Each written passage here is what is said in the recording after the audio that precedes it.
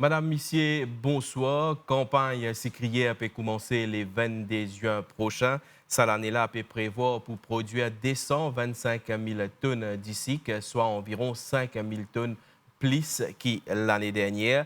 Hier, pour coup d'envoi officiel, la Coupe dans Camp Diable. Fin, surtout évoque l'importance de l'industrie là pour nous l'économie, même s'il peut passe par un moment difficile. D'après ban producteur, coût production peut continuer à monter alors qui prédit que le marché international peut baisser. Qui fait ça l'industrie là? Qui fait ça l'industrie là aussi important pour Maurice?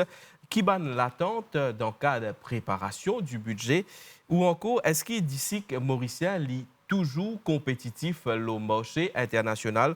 Pour répondre à nos bonnes questions, nous pouvons accueillir Devesh Doukira, CEO syndicat des sucres. Devesh Doukira, bonsoir. Bonsoir Megan, bonsoir téléspectateurs. Merci pour votre présence aujourd'hui au plateau de Grand Titre.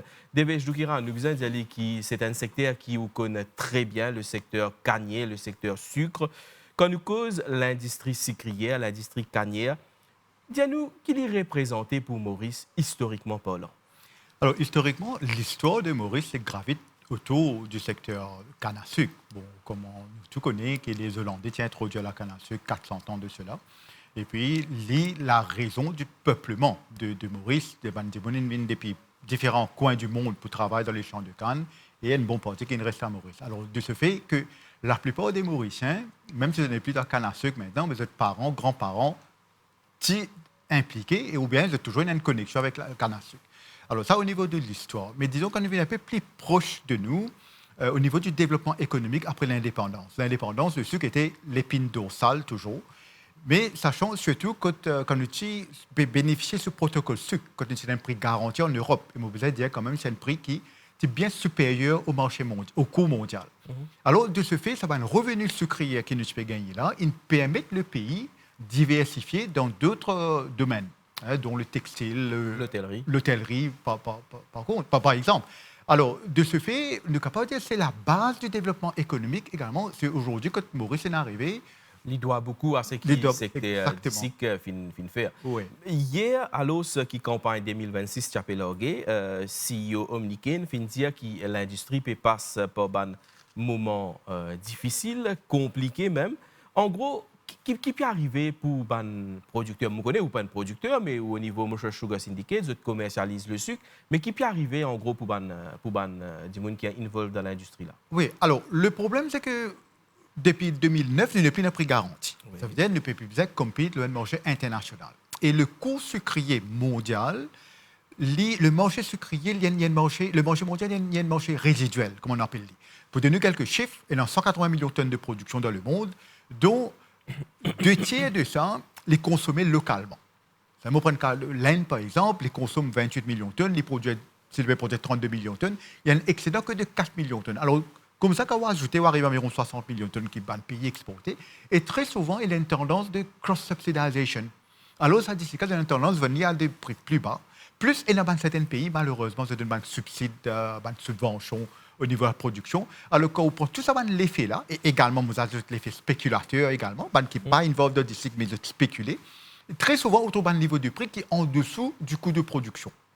Et c'est là qu'il y a un challenge. Maurice, nous marché domestique, il est seulement 10% de la production. Ça veut dire que 90% nous exposés à l'exportation. Encore une fois, les petits bons quand nous tenons un prix garanti, mais maintenant, nous exposés.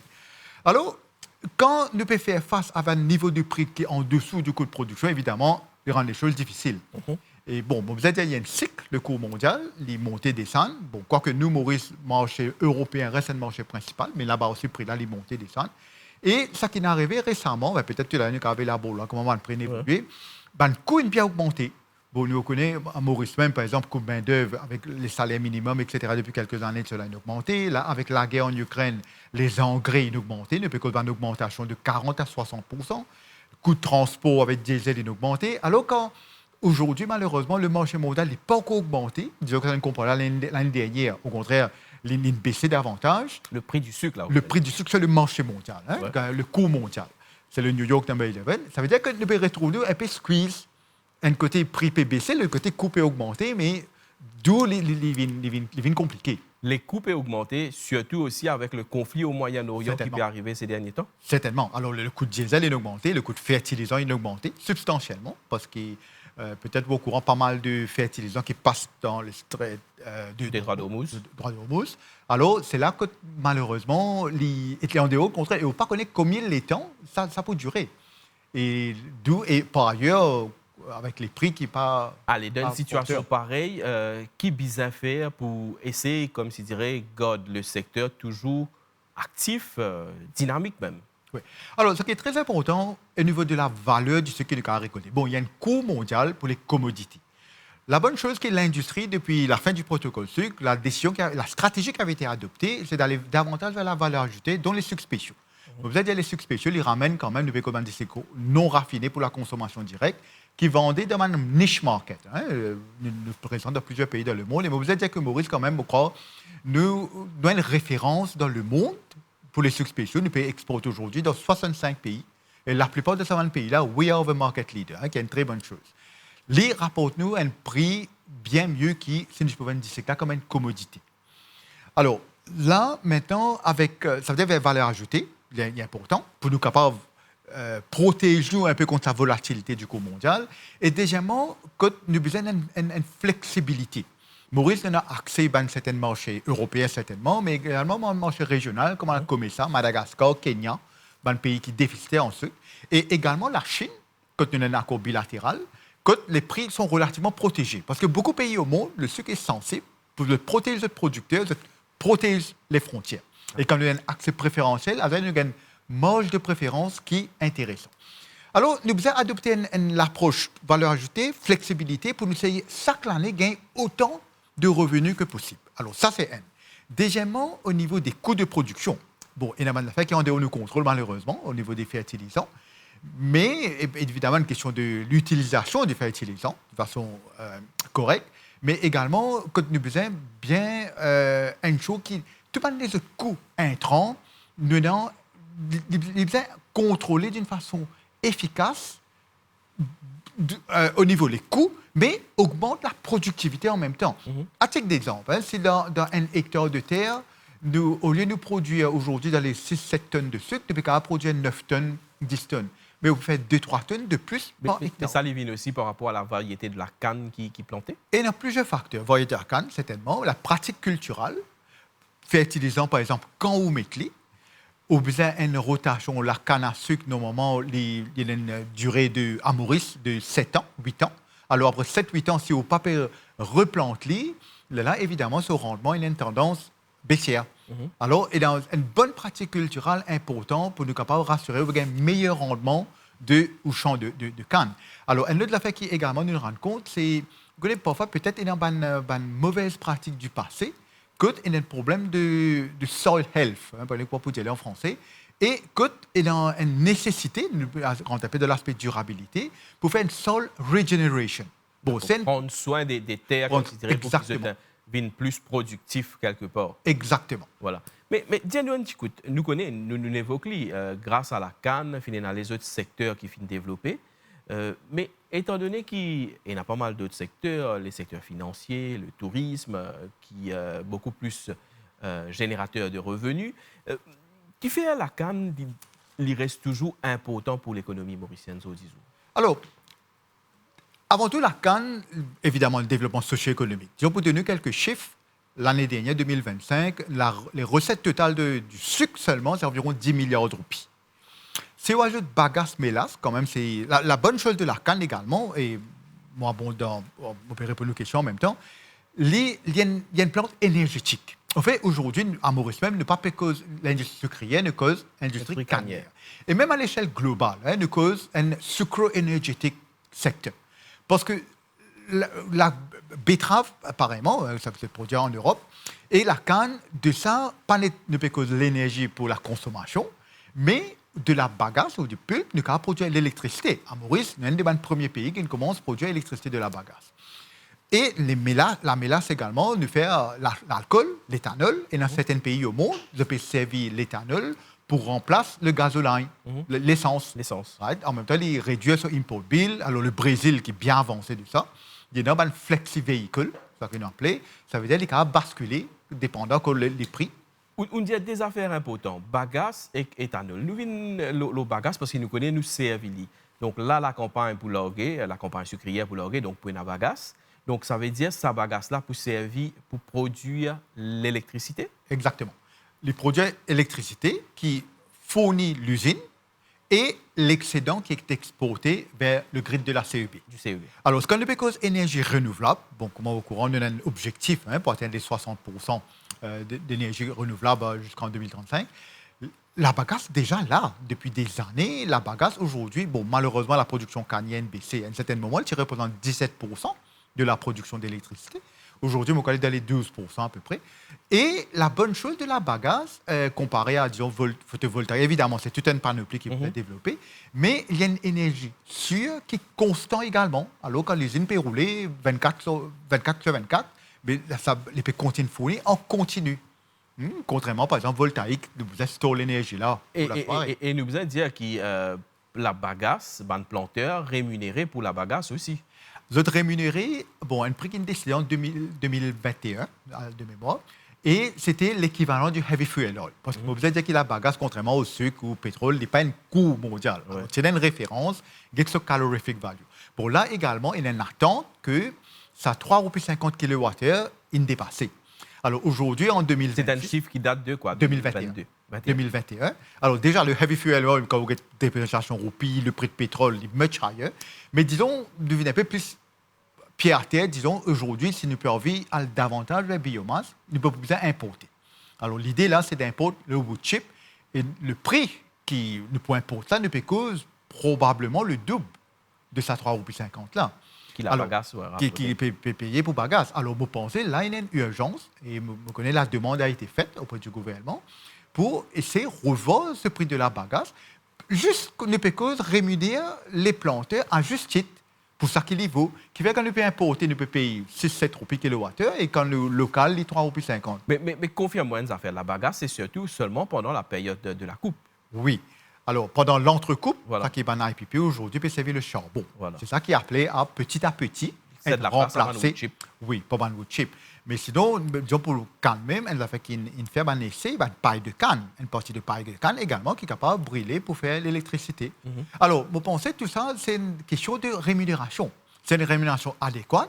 Évidemment, il peut donner un incentive à un producteur pour la paille de canne, récolter sa paille de canne. C'est encore une question par rapport à l'aspect de bagasse. Donc, pendant la coupe, là, si nous brûlons bagasse, donc quelque part, l'usine ou même le CEB qui rely moins le produit pétrolier, l'huile lourde en l'occurrence. Oui, exactement. Ça veut dire ça qui ne peut produire depuis bagasse, autrement, c'est pas tenant bagasse, mais tu faisais importe aujourd'hui pétrole, oil, de l'huile lourde. Right? Alors, ça veut dire évidemment, les pays réduire l'import bill, augmente en même temps le revenu d'un producteur et vous pensez, enfin la bonne chose, si mon cas venait à aborder ce sens-là, aujourd'hui, quand on peut causer l'industrie cannière, encore une fois, il y a le revenu sucre, mais revenu bagasse et mélasse. Alors aujourd'hui, les représentent bagasse mélasse dans les 20-25% des recettes des planteurs. Et comment on nous fait dire les prix du sucre, malheureusement, les volatiles, les montées des chaînes, si on peut gagner ça, un revenu fixe, bagasse mélasse, un montant plus élevé, évidemment, il amortit davantage la volatilité du prix du sucre.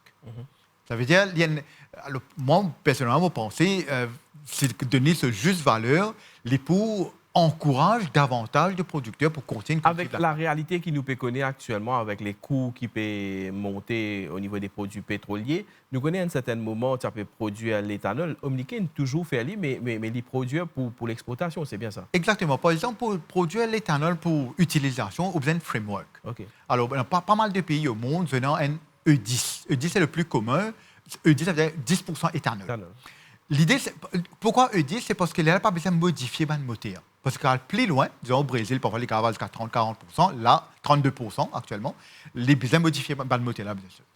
Et bon, alors, on pensait avant tout besoin d'un framework là en place pour capable utiliser l'éthanol.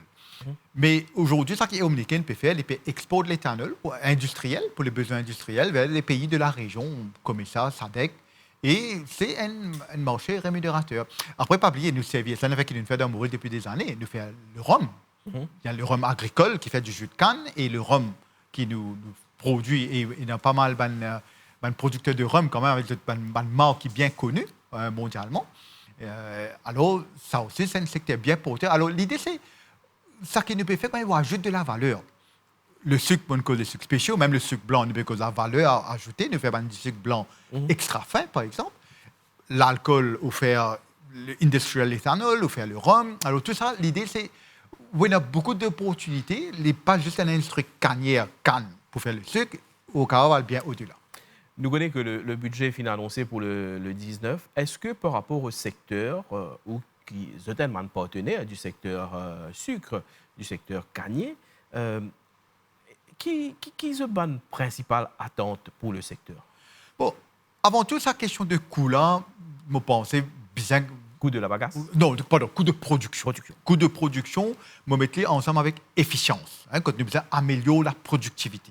L'idée que les besoins à la tonne de sucre, nous essayons de réduire autant que possible pour être capable de survivre. Parce que même les sucres spéciaux, je besoin mentionner en parenthèse, nous sommes un concurrent de l'Amérique centrale, l'Amérique latine, quand vous avez coût de production bien meilleur marché que nous.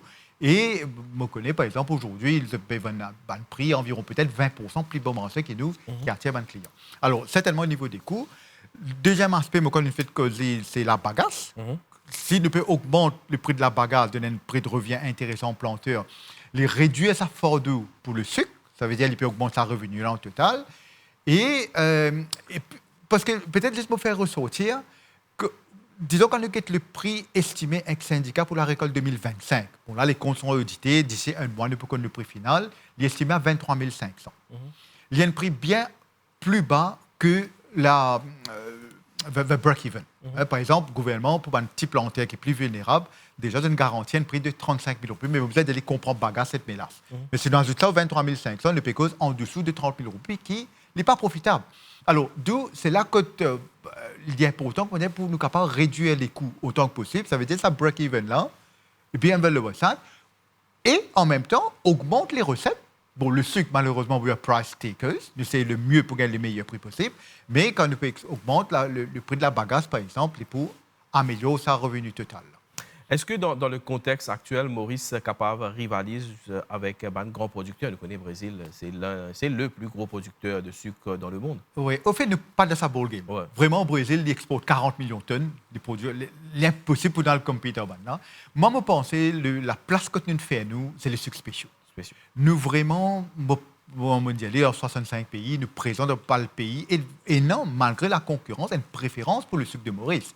Je prends le cas l'Europe, le marché européen, l'Angleterre et l'Europe, qui nous estime la consommation totale de sucres spéciaux environ 250 000 tonnes. Maurice seul nous représente un tiers de sa part de marché. Nous avons 28 pays. Là, hein. Alors, on rend nous compte la part du marché qui nous est là. Et en plus, nous associons nous à clients, et souvent c'est un producteur européen de sucre, par exemple. En Angleterre, il y a une marque Silver Spoon, Billington. En France, il y a Daddy, il y a Saint-Luc, Suzuka, ainsi de suite. Vous êtes vendus sucre spéciaux sur leur marque. Et on rend nous compte, si les pays vendus sur sa marque, ça veut dire qu'il y a une confiance dans le produit. Parce que le consommateur, là, il fait confiance dans la marque. Mais qui différencie le sucre spécial mauricien du sucre spécial dans notre pays? C'est le know-how quand même, Maurice, de produire ça depuis presque 50 ans. Vous dites leader environ le 65 oui. 65 pays. Exactement. Alors les autres pays viennent c'est concurrence de sucre. Le produit présente une bien lower value. Alors, je pense certainement le know-how. Alors, deuxièmement, la gamme qui nous est dans, nous avons une vingtaine de variétés, alors que les autres pays ont 2-3 variétés. Nous avons différentes catégories, les Demerara, nous avons les Muscovado, surtout pour la pâtisserie, pour la cuisson, etc. Après, peut-être également, je me remarque au fil du temps, vous connaissez consommateur parfois, il pas juste road and produit. Bon, évidemment, le produit là, c'est un acquis. La qualité du produit est bien consistant. Quand il dans le supermarché, il y a une certaine couleur, ça coûte le supermarché, il est même couleur. Il n'est pas capable de voir. Après, il y a des autres aspects. On peut causer un service clientèle, quand les besoins d'ici là, les gars attendent. Et de plus en plus, un effet qui est important, de faire ressortir, c'est l'aspect, cette envie rassureuse qui peut produire dans l'environnement qui est durable. Comme en anglais, on appelle sustainability. Et on pensait que Maurice nous bien embarque nous là. Depuis les années 2008-2009, nous avons une petite coopérative anti-plantaire qui est déjà certifiée Fairtrade. commerce équitable, que je gagne prime additionnelle de l'euro. Et plus récemment, depuis les 6-7 dernières années, pour les plus gros producteurs, parce qu'ils ne sont pas éligibles pour fair trade, ils ont embarqué le bon sucre. Bon sucre. Zis, nous arrivons à la fin de l'émission d'Evech Toukira. Nous peut dire prix d'ici qui peut tomber le marché international. Donc, mais seulement, Bizet continue à soutenir ce secteur-là. Alors, peut-être vous allez dire, bon, au Canada, il y a une cycle. Ouais. Aujourd'hui, quand le prix du cycle peut baisser, pas juste Maurice qui peut perdre l'ance. Je vais donner l'exemple de l'Europe. L'Europe a pris une barre les 2 dernières années. L'année dernière, il y a 8 usines en Europe qui ont fermé parce qu'il n'est pas profitable. Et ça qu'ils ont annoncé, là, ça l'année en 2026, la semence vient d'être terminée, ils ont réduit cette surface par 8%. Ça veut dire que l'Europe, en principe, je peux produire environ 2 millions de tonnes de moins par rapport à 16 millions de tonnes l'année dernière, qui certainement pour faire les prix monter. Alors, peut-être pour vous dire, quand le niveau prix bas, ce n'est pas juste Maurice qui souffre, alors quand tout pays souffre, production pour baisser, là où le prix peut augmenter. Alors, very likely, nous pensons personnellement en peut-être fin 2026 ou 2027, prix là is bound to increase. Voilà, donc ce sera le mot de la fin d'Evech Toukira. Merci au au plateau de Grand Titre ce soir pour toute cette bonne information-là. Voilà, madame, messieurs, c'est la fin de l'émission. Merci pour l'attention. Bonne soirée à tous. Merci beaucoup. Bonne soirée.